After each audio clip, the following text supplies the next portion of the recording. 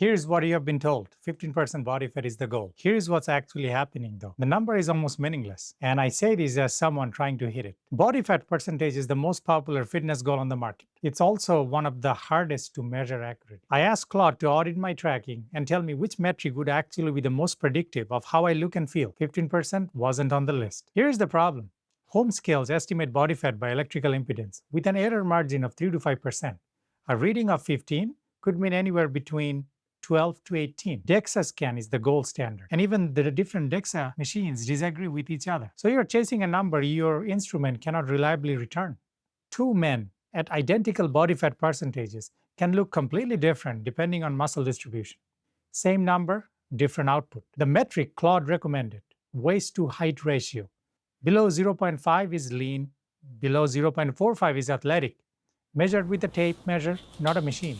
And the research shows that it predicts health outcome better than body fat percentage does. I'm not abandoning the 15% goal. I'm just not polling it daily.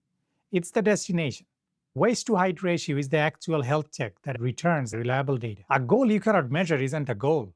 It's just an unvalidated requirement.